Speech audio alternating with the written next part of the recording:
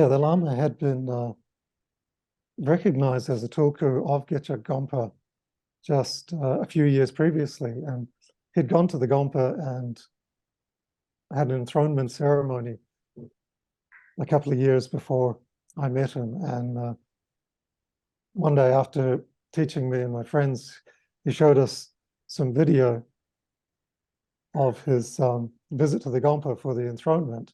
And he started telling us about the nunnery and about these nuns. And he was really passionate and enthusiastic, talking about his nuns and how he felt a real responsibility to take care of these nuns and how they were just incredible practitioners.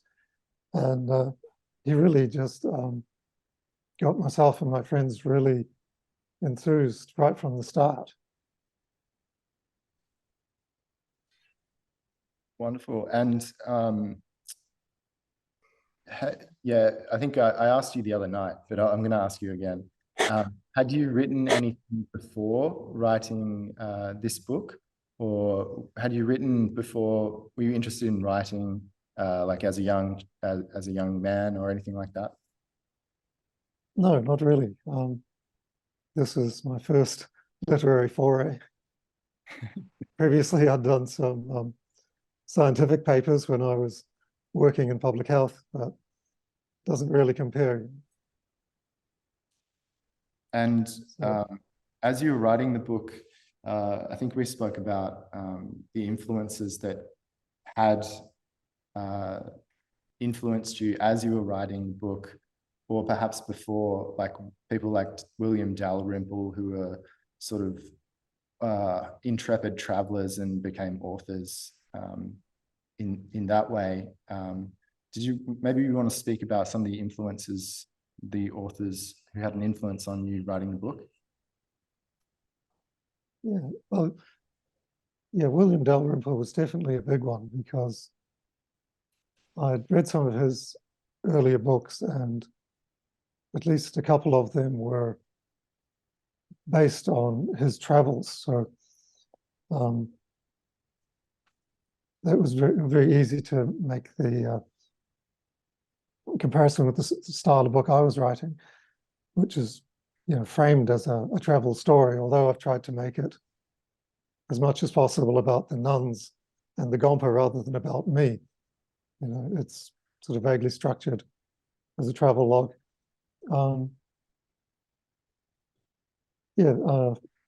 just mention From the Holy Mountain was one of my all-time favorite books, I think, particularly from him. And also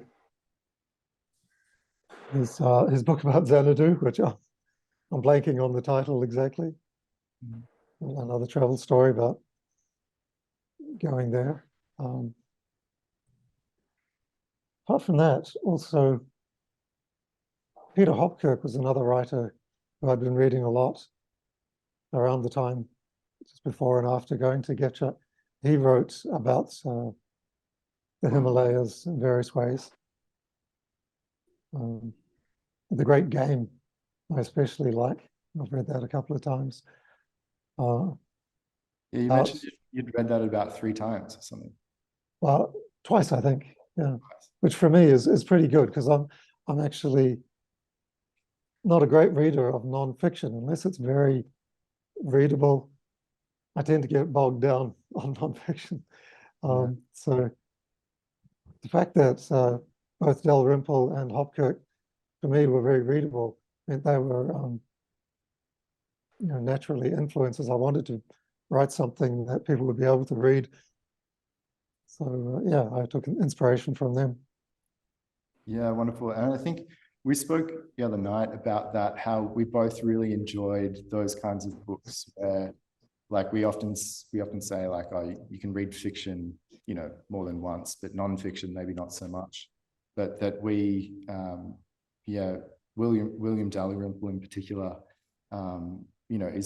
writes in a style where it's very readable and engaging, gets you in, so you can read it more than once, and it's still something. Also, of course, he's a historian by training and an academic, so his work is quite rigorously researched. Mm. And I don't aspire to quite his. I did try and make sure my work was factually as accurate as possible. Yeah, yeah. And I think he's been very topical lately, especially among younger readers, I suppose, because he talks a lot about colonialism and the East India Company. Yes. So yeah, I found what he had, especially from a historical perspective, because a lot of that history is not taught in schools, especially in the Commonwealth. So yeah, I found him absolutely fascinating, and that style that he writes in is really interesting as well. Question I didn't ask you the other night was if people read the book and they want to connect with the nuns' lineage, can you say a little bit more about how they can do that? I think the easiest way now is to contact Gebchak Rigpa Harse in Australia. They're the group in the West that I'm aware of that's most closely associated with Gebchak. They're Wandrak Rinpoche's disciples in Australia. Yeah, yeah.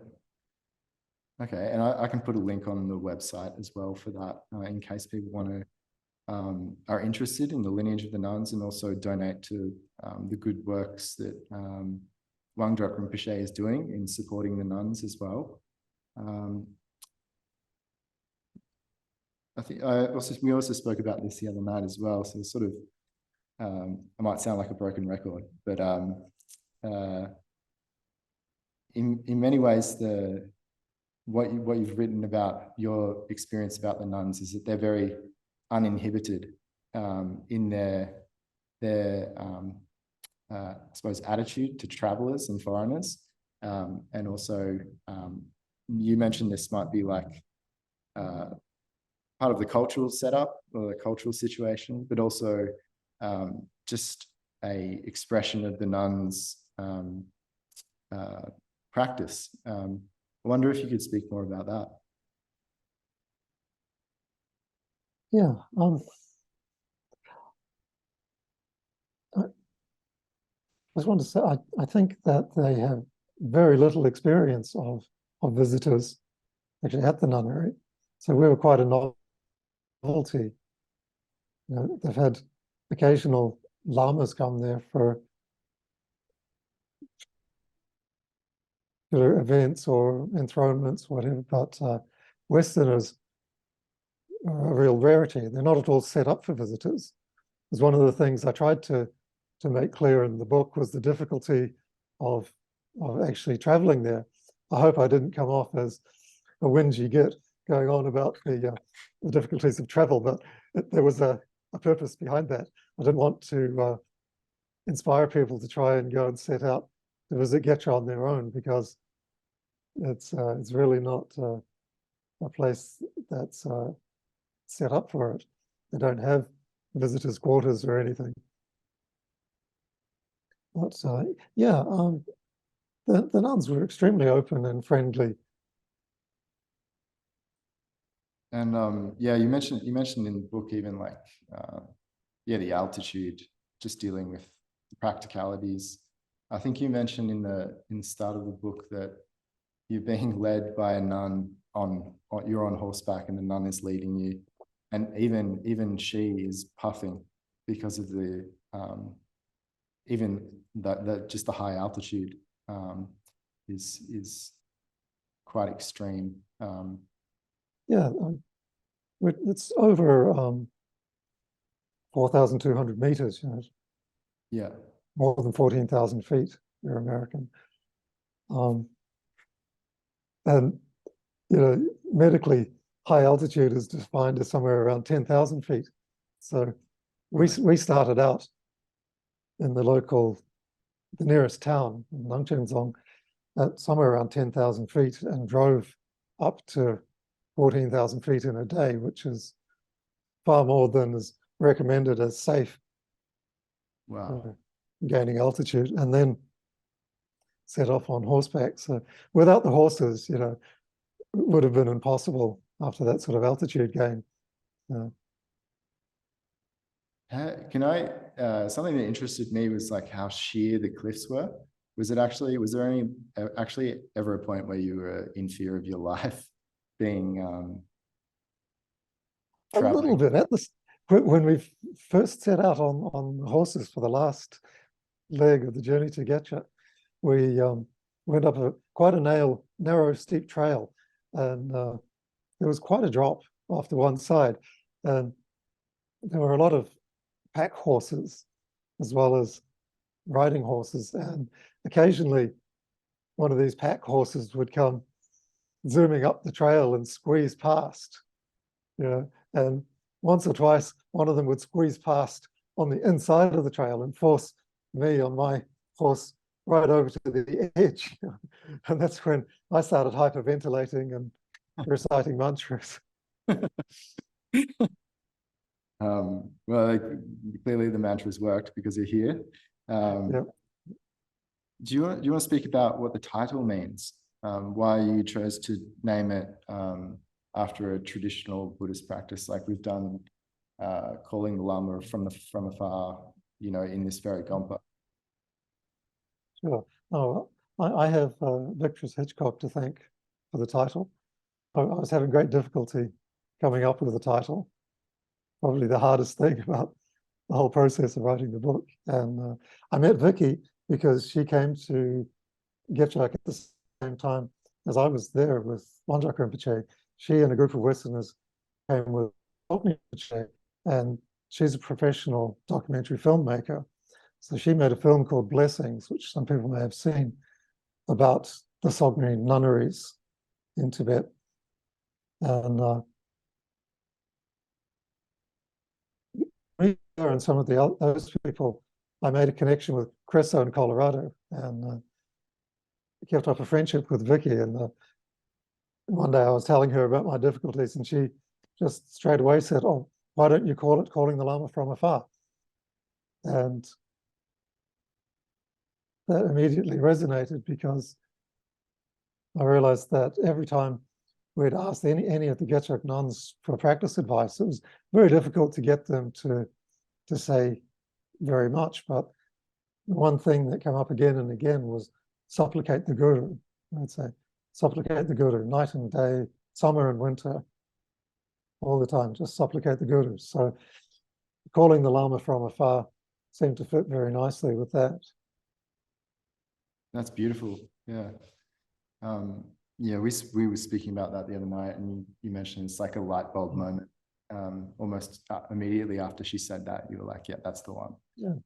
And of course, being such a remote place and remote from most of the lamas, they really are calling from afar. Yeah. What surprised you most about the process of writing a book? It surprised me. Well, we sometimes people have this idea that they experience something and then they write a book about their experience, maybe something like a memoir or something like that, something that's happened after the fact. But this was very different in the sense that you were sort of inspired to write about the book before even about the nuns, before even going to Nangchen and meeting them. I was just curious about how your ideas about them changed over time, whether you had any expectations or ideas before and after. I didn't have too many expectations beforehand. I tried to go with an open mind. Obviously, we've been told that these nuns were great practitioners, and then I was able to read a little bit while we were in Nangchen, just before going to the nunnery. One time we ran into some Westerners who were trying to catch up with Sogni Rinpoche, and they had some photocopies from Blazing Splendor, which had just come out, which is Tulku Urgyen Rinpoche's memoirs. And there's a chapter in there where he talks about his early life in Gebchak Gompa and also praises the nuns. Really, I just found any expectations were confirmed and exceeded, by the experience of meeting the nuns and just learning the conditions that they live under, seeing it day by day, and then seeing how happy they are, and having these nuns actually say, more than one occasion, nuns would say, I'm the happiest person in the world. And yet they have no electricity, no running water, no food security, living at extremely high altitude, extremely cold conditions. Through a good part of the year, they're having to go out to the stream and break up the ice and carry ice from the stream inside to melt as their only source of water. It's not an easy place, but they are just absolutely joyful to be there and have the opportunity to practice. And did the nuns know you were writing a book at that time? Well, I was working on it while I was there. Yes, yeah, I'm pretty sure we told at least some of them knew. Obviously, we did some interviews with nuns, and yeah, of course, yeah. Those interviews make up really the heart of the book. And they're like that's how I wanted it to be. Yeah. Did you ever get any feedback from them about what they thought about a book being written about them, or obviously had permission? No. Yeah, obviously had permission. No, I've never.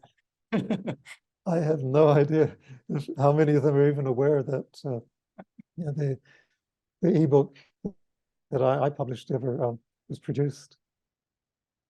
It'll be interesting now that there's a physical edition that somebody can take it and actually show them. I think it's much more tangible. Yeah, absolutely. And it's got photos in them. Yeah, thank you for that. Yeah, no, that's okay. So happy you're able to include those. they're your photos, and some of one of the photos in the book is actually taken by Wang Rinpoche in the 3-year retreat. So they're not all yours, but yeah, they're amazing photos. Yeah, no, the nuns. There was a group in 3-year retreat when we arrived, and so I wasn't able to go in and photograph them myself. But when Wandrak Rinpoche said he was going in to see them, I just handed him my camera and said, take many photos. Par Mampog Yab or some awful Tibetan, but he got the idea, and he did take and got some good results. Yeah, that's great. It shows how incredibly crowded the conditions are in the 3-year retreat. But actually, the conditions are only slightly better for the majority of the nuns, because the way they live, it's pretty much a lifetime retreat kind of situation for all the nuns there. The majority of them use meditation boxes like the 3-year retreatants. So they never lie down in beds to sleep. They just have their gomtree or meditation box. Yeah, and we were speaking about how that functions, or like why they do that, because we said it was two reasons. One was like there's no separation between the practice and other aspects of life, like getting up or sleeping. Like the mantras can go into the dream state, and also it's easy to practice dream yoga. Yeah, am I kind of getting that right, or not really? As far as I know, it's not something I'm really expert on, but yeah, I think it's about making it easier to maintain the meditative state through into sleep, and then the other way, going from sleep back straight to meditation, and not just giving yourself over to the sort of dark ignorance of deep sleep like I would do.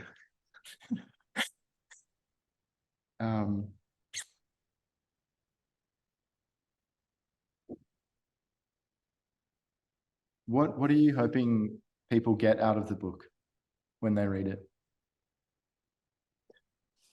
Oh, I just hope that people are inspired to practice, because I think the nuns clearly show that if you practice the instructions, you'll get the results. It's really simple as that. And you know, I already believed this before I went. I'd seen the Togdens, for example, from Kampagar, who spent many years in retreat. Togdens come out. Togdens are yogis, are they? Yes, yeah.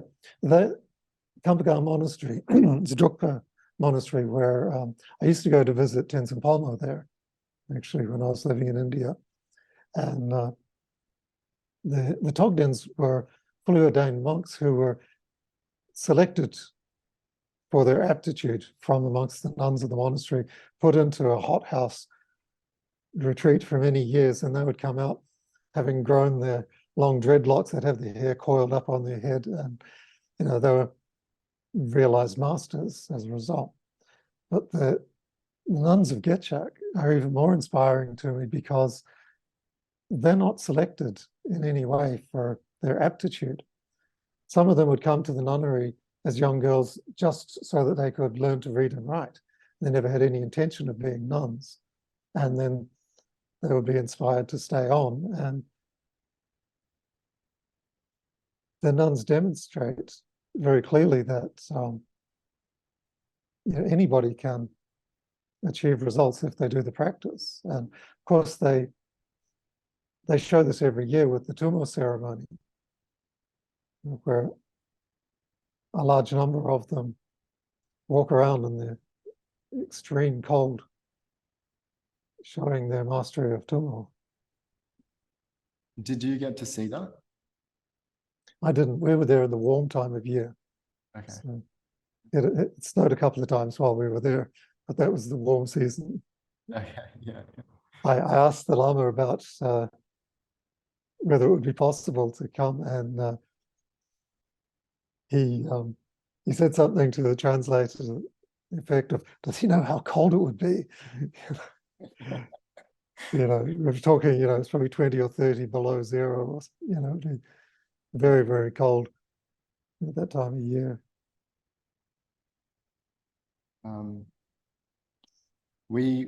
I don't have many more questions, Jampa, but perhaps before we, I might throw it to the audience soon if they want to ask if anyone has any questions. But before I do, just want to ask what you're reading at the moment, and perhaps if you could recommend one or two books that you've either found inspiring or that you're currently reading now that you think others might enjoy.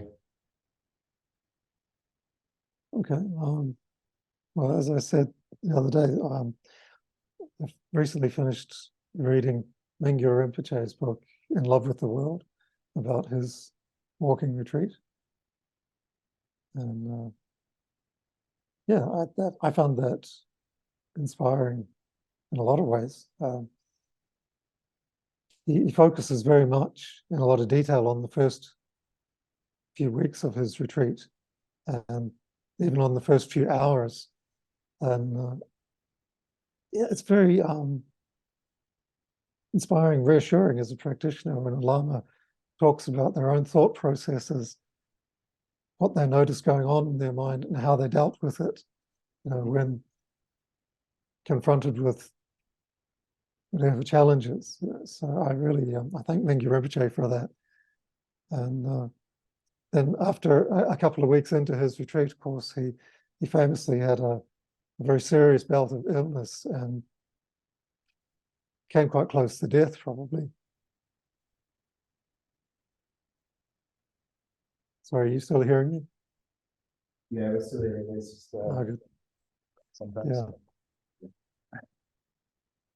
Um, Yeah, and I found his teachings about dealing with illness were also really helpful. And I liked, he quoted his father, who said that to a yogi, sickness is a pleasure and death is good news, which when you hear it cold, it sounds extremely hardcore. But in context, I was very inspired by that. Made me realize that, you do the practice, you have nothing to fear. yeah, And he makes that very relatable. that's very punk rock. He's Well, he is the rock star of Tibetan Buddhism. Lastly, before I throw it to the audience, what advice would you give to, people who haven't written before, haven't written a book before, but maybe are wanting to take on that challenge and maybe are wanting to write something related to Buddhism or about Buddhism itself? What advice would you give a person like that?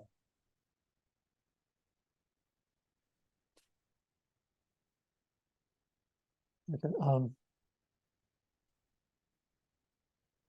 I'm just trying to think. I came about doing this because I was inspired. I wasn't looking for a topic. I wasn't a writer in search of a theme. It just came to me when the Lama asked for help with the nunnery. So I'm not sure how to answer that if somebody's looking for a topic. But once I decided to take on this, like most writing tasks, I find the easiest thing is just to make a start. Just start anywhere, get something down, and then keep working on it. So I started as soon as I could. When we were at the nunnery, I was writing every day, and then it was really helpful to me to have my nun friends there who'd come with me, who I saw as good representatives of my target audience. So I asked them to read some of what I'd written and give me their feedback. I think it's important, probably as a writer, not to be afraid, and to get that feedback. Thank you so much, Jampa. I don't have any more questions, but perhaps there's one or two people either here or online who would like to unmute and ask a question. Sure. Totally fine if not as well. If you do have a question here, you can come up to the...